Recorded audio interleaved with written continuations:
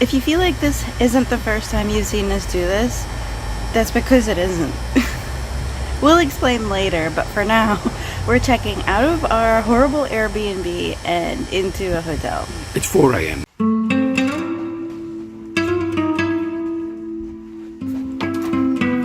Okay, not bad at all.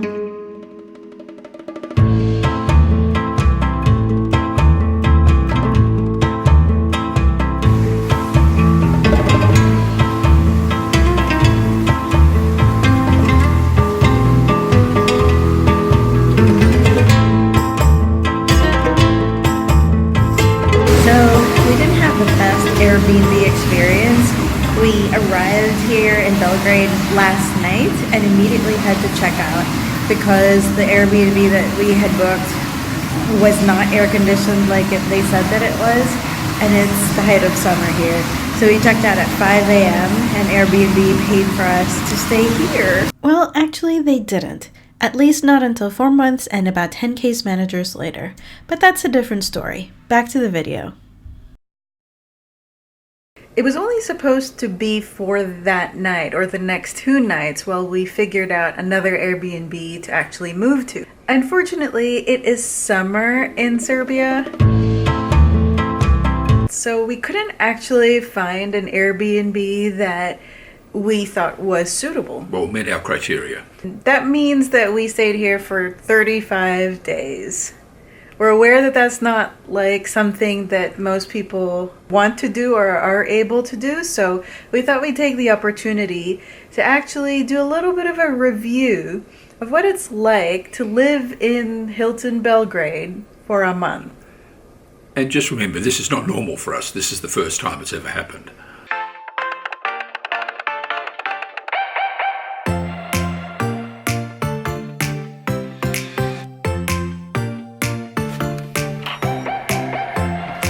So this is our room.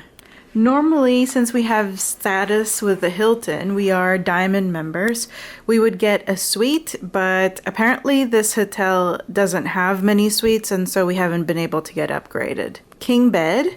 It does come with a work desk, which I've put to good use, and like a little chase. And this is the bathroom. It's got toilet and a really nice shower. Actually, you can use either that shower head or that kind of rain shower one over there. Got some decent wardrobe space and a safe as well. It's spacious enough even for a month. I do kind of miss having separate rooms, but then we've just been using the executive lounge for that. The air conditioning is something that could be improved.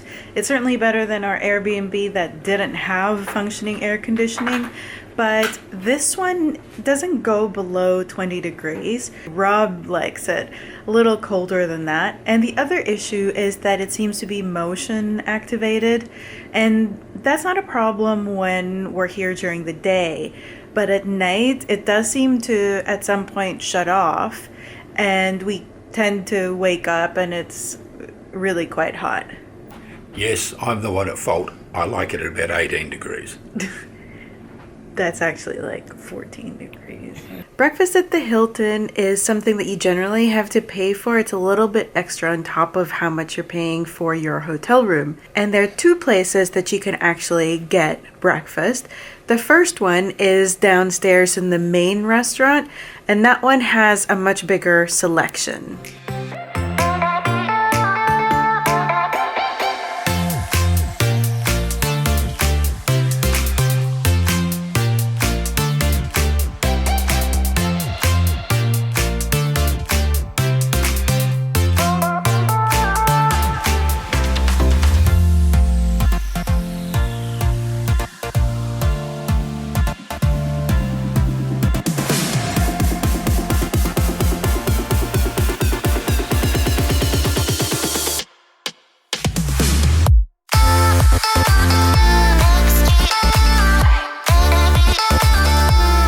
The second way that you can get breakfast is at the executive lounge.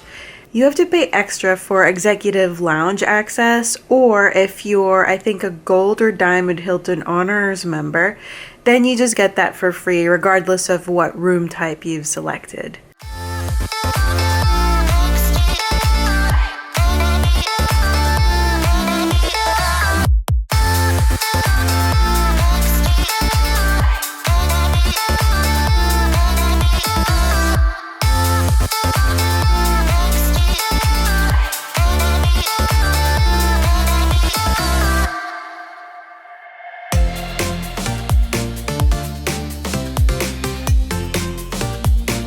Breakfast is served from 6:30 to 10:30 in both places, although the executive lounge breakfast generally lasts a little longer because they don't clean up immediately afterwards. In general, we've found that it's just better to go to the restaurant for breakfast just because there are so many more choices. Lunch and dinner were only free at the executive lounge, not the Two Kings restaurant. So of course we ate at the lounge. Lunch was always the same, 2 sandwiches and a mixture of desserts, but dinner was on another league. It was plate after plate after plate of Serbian food, Western food, Indian food, and really everything in between. There was definitely enough for big eaters like us, and everything was absolutely delicious. We had 2 choices for paid meals. The first was the restaurant where we usually had our breakfast, on the ground floor. It's the Two Kings restaurant at the Hilton, and this is great. I have the beef tartare.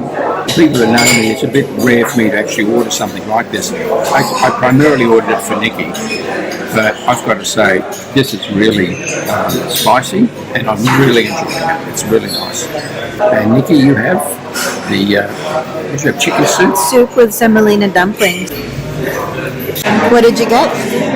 T-bone steak with a pepper sauce, 750 grams, which is like an Australian serving, medium, with a pepper sauce, and this is fantastic. The flavour is just amazing. This is a really, really good steak. I highly recommend this. And I had calamari, of course, with potatoes. I'm not a calamari eater or a fan of calamari, but I've got to say, that is amazing.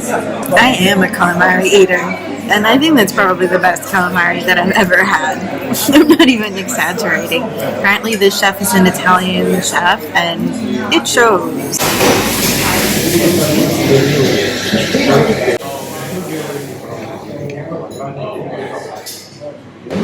Online. Yeah, that's extraordinary. Really? Yeah, no, seriously. The second option for dinner is actually the SkyLounge, which is on the 8th floor. Sadly, it's not free, but it does have pretty good sushi.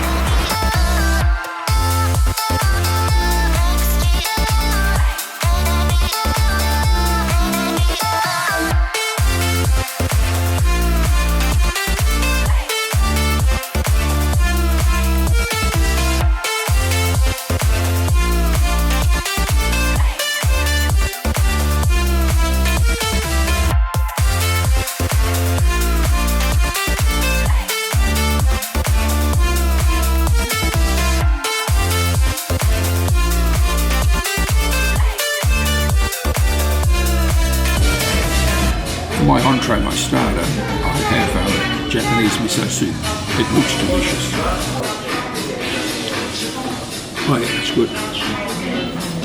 And I got chicken katsu, which is like cereal, chicken encrusted with cereal and sesame.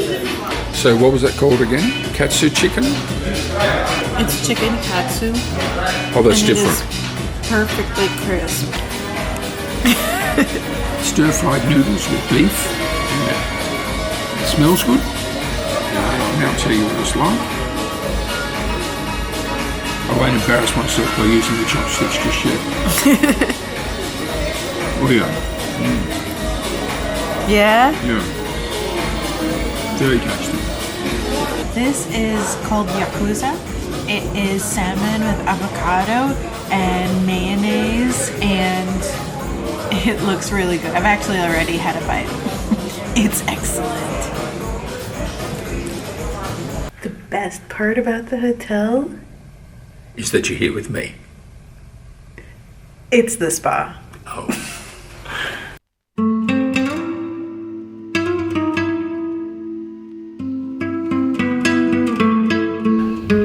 So much hard working. Hi. Good. Running out of time. That's Slobodan. He was just super friendly every time we were there. And we were there a lot, specifically from Monday to Friday between 6 a.m. and 10 p.m. and on the weekends from 9 to 9. Oh, and there's also a gym. But I think you can guess that we walked right past that.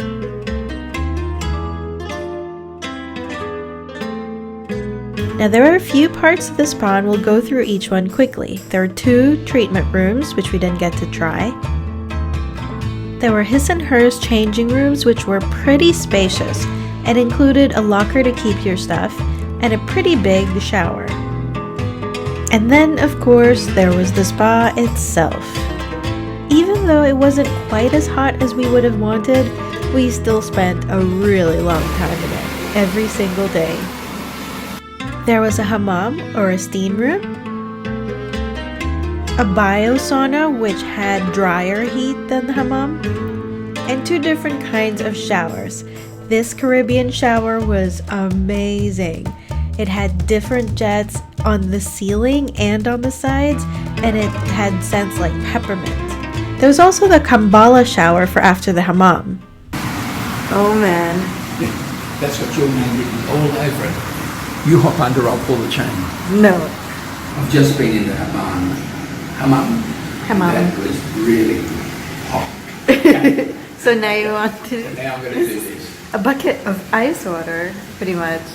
It would have Move a been bit. funnier. You're not quite underneath it. Well, come a bit closer. No. Okay, you almost tricked me there. Ready? Go.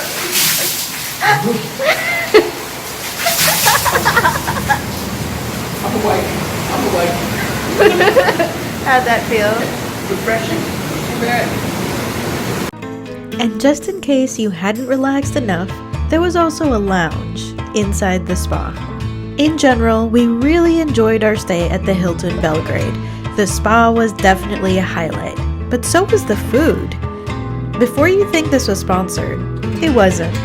We worked out a deal with the hotel and paid $431,860.99 RSD, or about €3,600. Since we stayed 35 nights, that's just over €100 per night. That might sound expensive, but when you consider that that's inclusive of the spa and breakfast, lunch, and dinner for 2 people every day, it becomes less expensive. The Hilton Belgrade was available at peak season when we couldn't find any other Airbnb, and I think we not only made the most of a bad situation, but we also discovered a new favorite place to stay in Belgrade in the process. We will definitely be back. Don't forget to subscribe to join us in our travels.